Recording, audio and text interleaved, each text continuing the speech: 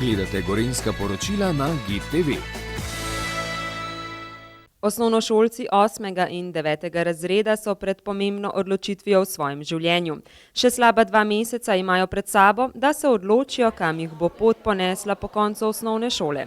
4. aprila je namreč rok za vpis v srednje šole, zato je svoja vrata na stežaj danes dopoldne odprla tudi gimnazija Franceta Prešerna Kranj in s tradicionalnim informativnim dnevom gostila bodoče dijake. Najprej v naši športni dvorani si bodo učenci in njihovi spremljevalci ogledali skozi dijaške oči, kako poteka življenje in delo na naši šoli. Na to jim bom seveda še jaz postregla z nekaj tehnikalijami, torej z nekaj bolj konkretnimi podatki o tem, katere programe na naši šoli izvajamo, kakšne so specifike posameznih programov. Predstavili so filozofijo šole, šolske in obšolske dejavnosti, med drugim pa se gimnazija Franceta Prešerna lahko pohvali še sodobnimi učnimi pristopi, medpredmetnim in timskim poučevanjem, učenjem učenja, izobraževanjem in izobraževanjem na daljavo, ki so že dolgo njihov vsakdanjik.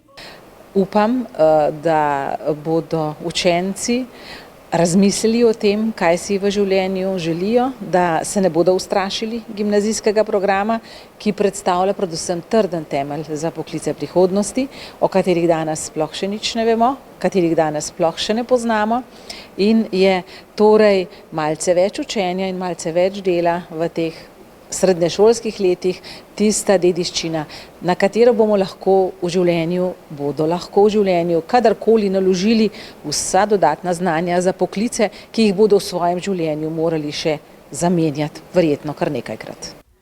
Ena izmed najpomembnejših vrednot, ki jo gojijo, je torej tudi odgovornost za prihodnost, saj želijo v dijakih vzbuditi ustvarjalnost, kritično mišljenje in spoštovanje do izobraževalnega procesa.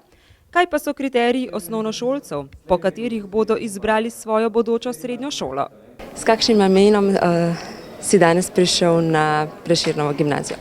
Ja, zdi se mi zanimiva, pa nova šola, pa tudi zelo dober mi športen program, ker sem tudi sam športnik.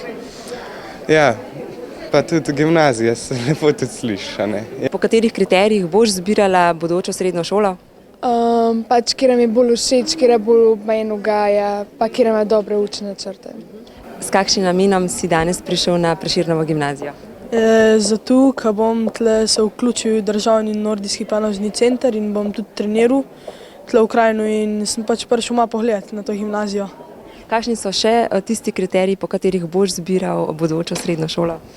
Ja, ne vem še točno, tako mora biti prijazna dijakom, tudi dobri učitelji mora biti, se tu bomo še danes vse zvedeli, tako da pustimo se presenetiti, ne. Za konec, zakaj se mora bodoči dijak odločiti prav za vašo Prešernovo šolo?